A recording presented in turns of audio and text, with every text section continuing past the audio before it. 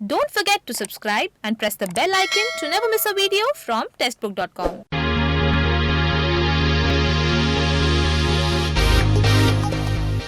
15 अगस्त 1947 यानी हमारे देश की आज़ादी का दिन।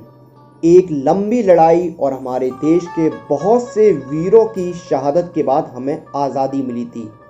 और 15 अगस्त 1947 से लेकर अब तक हमारे देश ने बहुत से बदलाव देखे हैं, बहुत से मुकाम हासिल किए हैं और बहुत विकास और तरक्की की है। लेकिन आज भी जब हम आज़ादी के किस्से सुनते हैं तो हमारा जो मन है, हमारा जो सीना है, वो गर्व से चौड़ा हो जाता है। और आज मैं आपको 15 अगस्त से जुड़े हुए कुछ ऐसे ही किस्से सुनाने वाला हूँ। तो आइए शुरू करते हैं और जानते हैं हमारा पहला किस्सा। तो देखिए, हम सबको पता है कि हर साल स्वतंत्रता दिवस यानी 15 अगस्त को जो देश के प्रधानमंत्री होते हैं वो लाल किले से झंडा फहराते हैं। लेकिन क्या आपको पता है कि 15 अगस्त 1947 को ऐसा नहीं हुआ था? जी हाँ, जो देश के प्रथम प्रधानमंत्री थे पंडित जवाहरलाल नेहरू, उन्होंने 16 अगस्त 1947 को लाल किले से झंडा फहराया था। तो एक बहुत ही इंटरेस्टिंग फैक्ट है ये कि लाल किले से पहली बार जो झंडा भारत के प्रधानमंत्री पंडित जवाहरलाल नेहरू ने फहराया था वो 16 अगस्त 1947 को फहराया गया था। अब देखिए, एक चीज़ और हमारे मन में आती है कि 15 अगस्त को ही भारत की आज़ादी का दिन क्यों तय किया गया। तो इसके पीछे की वजह थे लॉर्ड माउंटबेटन।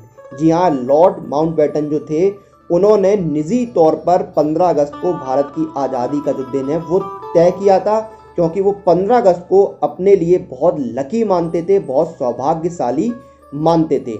इसके पीछे की जो वजह थी वो ये थी कि जब दूसरे विश्व युद्ध के दौरान 1945 में 15 अगस्त के दिन ही जापान की सेना ने ब्रिटेन के सामने आत्मसमर्पण यानी सरेंडर कर दिया था। और उस समय देखिए, जो माउंटबेटन थे वो ब्रिटेन की जो संबद्ध सेनाएं थी उनके कमांडर थे। इसीलिए जो लॉर्ड माउंटबेटन है वो 15 अगस्त को अपने लिए काफ़ी लकी मानते थे। अब देखिए, 15 अगस्त को लॉर्ड माउंटबेटन ने किया क्या। तो देखिए, 15 अगस्त 1947 को लॉर्ड माउंटबेटन ने अपने ऑफिस में काम किया था। उसके बाद देखिए, दोपहर में जो पंडित जवाहरलाल नेहरू है वो लॉर्ड माउंटबेटन से मिलने आते हैं और अपनी कैबिनेट की, अपनी मंत्रिमंडल की जो सूची है वो लॉर्ड माउंटबेटन को सौंपते हैं। और उसके बाद इंडिया गेट के पास जो प्रिंसेस गार्डन है वहां पर एक सभा को संबोधित करते हैं। अब देखिए, आज़ादी का जो जश्न का कार्यक्रम था उसमें सबसे पहले क्या हुआ। तो सबसे पहले आज़ादी के जश्न के कार्यक्रम में जिन वीरों ने देश की आज़ादी के लिए अपनी शहादत दी थी उन शहीदों की याद में 2 मिनट का मौन रखा गया। और उसके बाद सबसे पहले डॉक्टर राजेंद्र प्रसाद ने सदन में अपनी बात कही, अपना भाषण दिया। फिर उसके बाद जवाहरलाल नेहरू ने अपनी मशहूर नियति से मुलाकात वाला जो भाषण है वो दिया। नियति से मुलाकात जो भाषण है वो काफ़ी फेमस है, वो काफ़ी फेमस स्पीच है। ए ट्रिस्ट विद डेस्टिनी जो शुरू होती है, जिसके शुरू के जो वर्ड्स हैं वो मैं आपको बताता हूँ। At the stroke of the midnight hour when the world sleeps India will awake to life and freedom. तो ये आपका देखिए आज़ादी के जश्न का कार्यक्रम था। 15 अगस्त 1947 को हमारा देश आज़ाद हो गया था, लेकिन उस समय तक हमारे देश के पास हमारा कोई अपना राष्ट्रगान नहीं था।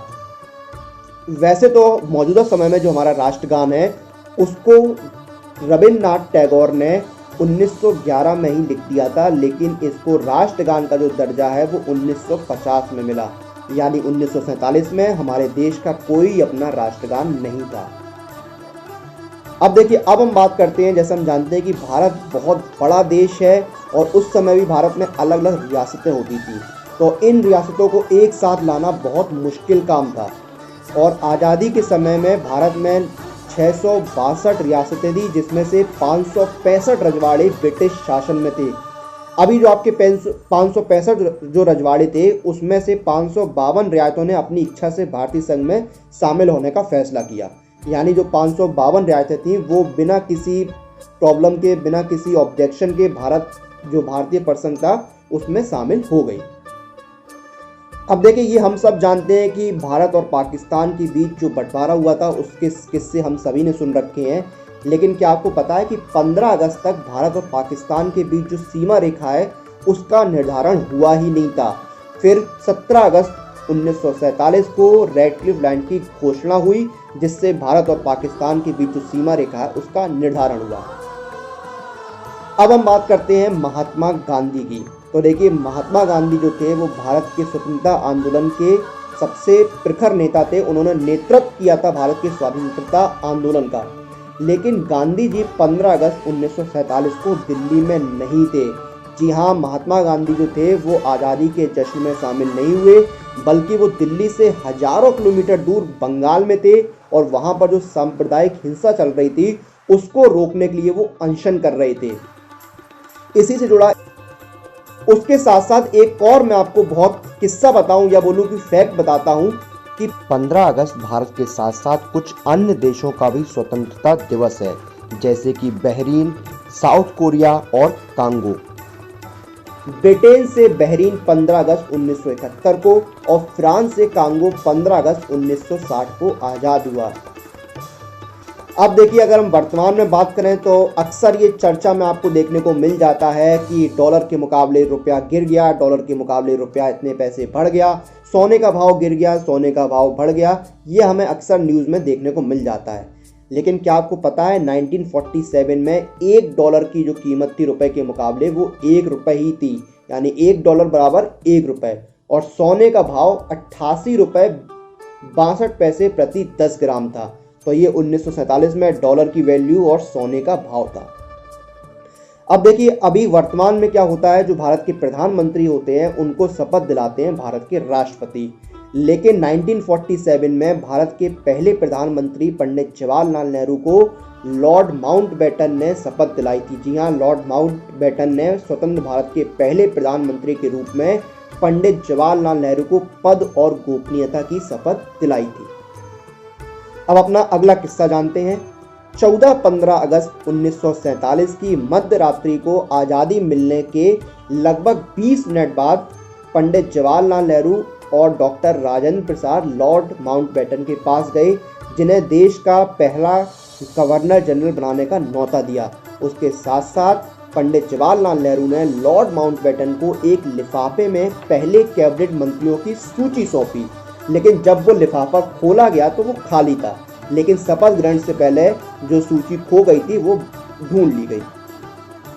उसके बाद देखिए, 15 अगस्त 1947 की सुबह 8:30 बजे जो है वो वाइस रीगल लॉज, जिसे अब राष्ट्रपति भवन कहा जाता है, वहाँ आज़ाद भारत की पहली सरकार का शपथ ग्रहण समारोह हुआ और भारत के पहले प्रधानमंत्री ने 10:30 बजे के आसपास काउंसिल हाउस के ऊपर तिरंगा फहराया। और फिर देखिए, 15 अगस्त 1947 को भारत की पहली कैबिनेट ने शपथ ली।